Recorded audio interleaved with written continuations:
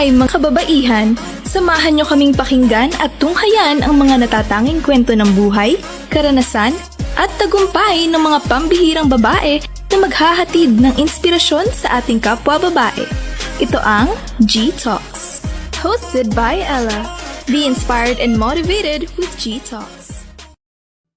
This program is being brought. Welcome sa ating programang #G-Talks. My name is Ella, inyo pong host tonight. And of course, maraming salamat sa lahat ng mga nakatutok na right now. Magandang gabi po sa ating lahat. And 8th episode na po natin tonight ng #G-Talks. And tonight, of course, eto isa na namang malakas at matibay na babae ang makakasama natin tonight. So, makwento ko lang, no? Ito, dati ko siyang MT kami, management trainee o manager sa isang fast food restaurant before. Tapos, naging kaibigan, naging business client, kasi ngayon, nasa business, na siya, nagtayo na siya na kanya. Ganun talaga. Iba yung empower ng kababaihan. So tonight, I'm very fortunate to have her at talaga napagbigyan niya ako. Alam ko naman napaka-busy niya kasi very hands-on siya sa kanyang business. So no other than Ma'am Ivy Dalin Asi Cortez. Hi, sis! Hello, sis! Good evening! Good evening po. How are you tonight, today? Okay naman. Okay na. So, kung matatandaan natin, actually, si Ma'am Ivy, siya po yung may-ari ng Lomian sa Garahe. O, tanda ko kasi ang Lomian sa Garahe, sabi ko sa inyo kanina, naging, yun nga, katrabaho, kaibigan, at kliyente, business client. Kasi ang Lomian sa Garahe, dati po siya nanalo sa amin sa pagalingan at pagpapasarapan ng pagluto ng Lomi. Batangas Best Lomi, Batangas City Edition. So, nanalo ang Lomian sa Garahe. Anong inyong title? Third place. Third place and? And most voted online. Diba? Ibig sabihin, marami pa silang followers online talaga. So, it means marami ang nasasarapan sa inyong Lomi. And actually, hindi lang Lomi, you have a lot of specialty sa Lomian sa Garahe. Pero mamaya yan. Ngayon muna, excited ka na ba? Ay, alam ko, very mahihain ka, pero tanda ko naman napaka-generous itong si Ma'am kasi dati na magkasama kami. Nako! Di ba? Shout out! Yes naman. Yes naman. May gusto ko munang batiin. Bakit tayo magsimula? Yung mga naiwan ko sa bahay. Sorry naman. Hello. Sino yung naiwan? Yung asawa ko po, yung family ko, yung mga staff ko po. Ayan. Sa Lomian sa Garahe. Masarap po yan sa may Conde Labak. Tama, di ba? Yes po. Okay, sis. Ivy, ready ka na ba? G ka na ba? Gina! Okay, dahil dyan, punta tayo sa ating first segment. Itong ating tinatawag na #G-Story.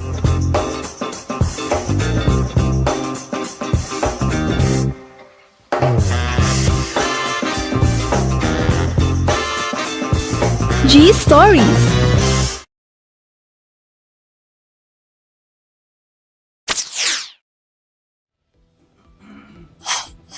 At bago tayo magpatuloy sa ating #G-Story sa ating first segment tonight ng ating #G-Talks, batiin muna natin ang ating mga manonood at supporters mo. Ito na. Binabati natin si TJ Cortez who's watching right now. Hi TJ! Talaga naman. Kay Kuya Jonar de la Cruz Viñas, hello po kuya. O, sabi ni TJ, go, asawa ko yan. Very supportive DJ. Kay Janet Hermoso, hello. Kay Micaela Manalo, #G-Talks. Kay, Jaja. Kay Liza Moon, kay Christine Leila, hello po sa inyo. From mga PUP students, hello. Okay. Kay Mayan Vivencio, hello din. At binabati ko na muna ng maaga ang aking inay who's watching right now. All the way from San Jose Sico, Batangas City. Inay Dory Rivero, Kuya Incab, kay Beth, kay Pau Pau. Hi. Okay, now, ready ka na ba? Ready na. Gina. Okay, Gina. sa ating first segment, ito yung tinatawag natin G-Story. So, sis, Ivy, sa lahat ng mga nanonood sa atin tonight, sino nga ba ngayon si Ivy Dalin Asi Cortez? Anong status? Anong balita? I'm married na po ako ngayon. 26 years old. May isang anak. Ilang taon si baby? 3 years old. 3 years old? Yes. Nice, ang bilis. Opo. Papasok na siya kaya ngayong month. Pwede na ba? Yes, sa daycare center sa amin. Oh, nice. Yes, kahit 3 years old pa lang. Kaya ngayong month, talagang papasok na siya sa Monday. So, very mother na ako. Yun yung nakaka-tense eh. Yung magpapapasok ka na ng anak. Mapifeel mo pa lang. Yes. Okay, so bago tayo dumako sa pagiging isang ina mo, kamusta ka muna bilang isang anak? Bilang isang anak, yung mga responsibilidad bilang anak before, ngayon, magkaiba na. Kasi madami na din po akong mga responsibility sa my own own family ko. Pero doon pa rin kami kasi nakatira sa... Together with your mom and Yes po. dad. Okay. Pero how are you as a kapatid? Kasi alam ko, parang very close ka to your brother. Yes po, and sister, Tsaka supportive. Supportive naman kami each other. Kasi yung isa kong sister, may business din siya. Oh, nice. So, yun, tulungan kami sa bahay. Kaya, yung sa amin, sa family ko, hindi na namin masyadong nagagampanan yung pagiging bilang isang anak dun sa responsibilidad bilang isang anak sa bahay. Pero kamusta yung relationship? Kasi yun nga, may sarili ka ng pamilya, tapos magkasama kayo sa bahay. So, how is it? Okay naman, happy. Happy Happy. naman, yes. Wala naman masyadong komplikadong Okay. Basta maganda ang samahan. yung flow namin. Po. Okay. So, sige. Bilang isang asawa. Di ba si TJ, for what I know, ano siya, hands-on din sa business, kayong dalawa yung Yes po, nagmamanage. kaming dalawa. So, bilang isang asawa, Ay, TJ, humanda ka. bilang isang asawa, yun nga, hands-on kami pareha sa business. Masaya kasi nasa sa isang environment kami, kung paano magpatakbo ng business, magkasama kami, Parang ang gusto.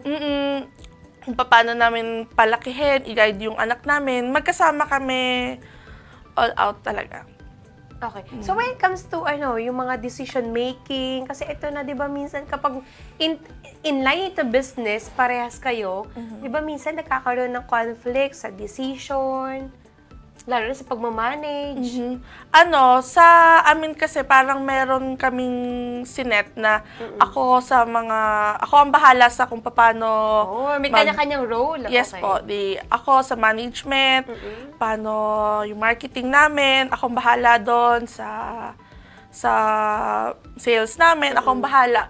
Siya, sa likod siya. Sa kitchen, Oh, sa... very manly ang Okay. Sa kitchen, kung paano magpatakbo sa mga staff. Yun. Okay naman. So far, ano naman yung gaano katagal na ba kayong nagsasama na into business? 3 years. Kasi 3 3 years na yung lumian sa garahe. Oo. Pero yung marriage life? 3 years. 3 years yata. Hala! Yan, 3 years. 3 years. TJ, oh! Totoo. 3 years. 3 years. Ay, pero nung magjowa kayo, gano'ng katagal kayo bago kayo nagpakasal ba? Kaya tinanong ko yun kasi, 3 years. Ano, complete yung natin? asawa ko si TJ, kami, schoolmate before. Uy! Yes. Okay, love story. Schoolmate nung high school. Pero hindi kami magkakilala. Parang kilala lang sa mukha kasi nga schoolmate. Okay, tapos? And then, nung sa Dubai, yun, naging OFW po kasi kami. Tanda ko nga pala. Umalis ka nga pala. Nag-Dubai ka. Okay. Then, dun ko po ulit siya nakilala. Nice! Doon. Okay. Wow, ganda yung story ha. So from here sa Philippines, parang schoolmate mo siya. And then, nung nasa Dubai ka, nagkita kayo. Yes po. Yun. Then, doon na nag-start. And then, after nun, umuwi. Opo, nagka-problema siya sa doon sa Dubai. Then, ako umuwi kasi yun, nagka-pandemic na. Tapos hindi ko alam ano pala ako. Nagdadalang tao na. Talaga? So, umuwi din ako. Pero, luckily pa din kasi bago ako umuwi, nakauwi na ako bago pa mag-pandemic. Okay. So, hindi ako naabutan Parang doon. destined talaga na pauwiin ka na. Sabi ni Lord, uwi ka na, Ivy. Kasi bawal kasi doon ang Oo nga eh. Kasi Muslim country. So, bawal Tama. ang... Kaya sakto lang na dito ka sa Pilipinas. Yes. Okay. So, doon na nag-umpisa ang pagiging isang ina ni Yes. Ivy. Kamusta?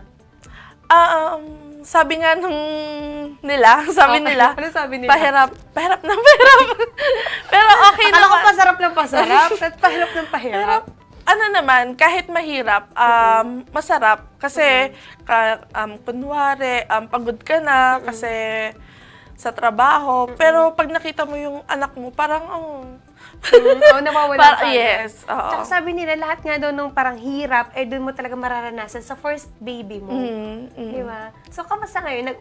Meron ka bang mga adjustments? Nag-a-adapt ka pa? Yes, of course, madaming adjustments. Unang-una yung mga stuff na, alam mo yon, yung gusto ko, pero hindi pwede. Kasi, yung sa anak ko, kailangan dun namin ibuhos lahat. Okay. Yun. Yung Yun mga ang unang-una. priority mo, yung Yes, mga priority. set na. Okay. And then, so yun nga, very mother na ngayon. So, no more gala, no more, Ayan, anong mga changes, no? madaming changes na. Syempre, kahit gusto mo, hindi pwede eh. Kasi, Tulad ng, ayun, sa friends, band with your friends. hindi na makagala, hindi na makalabas. Pero okay lang kasi, syempre, naiintindihan din naman yun ng mga friends ko. Parang sabi nga nila, di ba, kapag nagkaroon ka daw talaga ng anak, ang priority mo na ay yung anak mo. And family. Family. Mas buhos ang oras kay baby. Yes po. Anong klaseng ina ba si Ivy?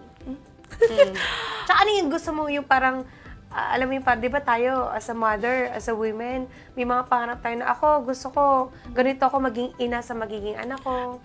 Noon, ako gusto ko yung ako mabait. Noon gusto ikaw ko. yung mabait, okay. Mabait, hindi pinapalo, yung mga ganyan. Baby talaga yung Oo. anak, okay. Pero parang ngayon, parang hindi pala matutupad. Oo. Kasi, iba kasi yung generation ngayon, iba yung mga bata ngayon, so, ayoko na maging ganun siya. Lalo na sa gadgets. Ayun, isa pa. How do you handle? Kasi parang halos lahat ngayon, kahit yung mga nakakasabay ko sa jeep, parang ang paraan nila para tumahimik yung anak Yes. nila, ay ibigay ang cellphone. Yes. Paraan din namin yun, pero noon. Pero ngayon, hindi na, nililimit na namin. Meron lang siyang oras para sa screen time. Kasi yung binibigyan na namin siya ng routine. Okay, tama. Every morning, breakfast, then play ka muna. Bawal muna yung watch. Mga sa na yun. Sa hapon na magwa-watch. So yung Ganun parang lang. yun yung mga pinapractice nyo ngayon? Opo, yun. Okay naman siya. Yung yung pinapractice namin. Nasusunod naman. Okay. So may mga ka ba, di ba yung iba gusto as a mother, lalo na kapag first baby na dyan lahat ng pangarap mo. Parang gusto ko ang bata na to pag lumaki, ganito talaga to, ganyan. So may mga procedure ka bang ginagawa ngayon? Sa amin, hindi naman. Kasi kung ano yung gusto niya, support lang namin siya. Hindi namin siya yung pinipilit. Kanyari ngayon, magsuschool na siya. Kailangan marunong ka na magsulat. Hindi namin siya pinipilit. Parang, in her own way, matututo din siya. Okay. Anong pangalan ni baby? Sheika. Hi, Sheika. Baby Sheika. Yes. Ayan. So si Daddy TJ, kapusta siya as a daddy? Baka may reklamo ka sa kanya. Ito na yung ko. Okay naman. Very hands-on din siya, kagaya namin. Mapagmahal din naman siya sa anak namin, sa akin. Nararamdaman naman namin yun. At saka very masunurin si TJ. Masunurin? TJ, punta ka dito, ganon? Hindi, kanyari, may gusto siyang puntahan or may gusto siyang gawin. Okay. Pag alam niya na hindi ako papayag, hindi na siya nagpapaalam. Pero sana all ganun. ganun ang lalaki, no? Yun naman So yung kapag na-observe sense ko niya sa kanya. Ay, hindi ako papayagan ni Ivy. Oo. Hindi na. Tsaka, Anong tawagan nyo? Anong tawagan nyo? wala, mami, daddy. Mami, Ganun daddy, lang. okay. Yun, very masunurin. Yun yung na-observe ko sa kanya sa pagsasama namin. And yung sa pagsama with his friends, ko parang once in a week, parang may bisita. Okay. Parang, alam ko na, next week meron na naman. Nakaset na yon, alam ko na yon. Okay. Kaya give and take lang din kami.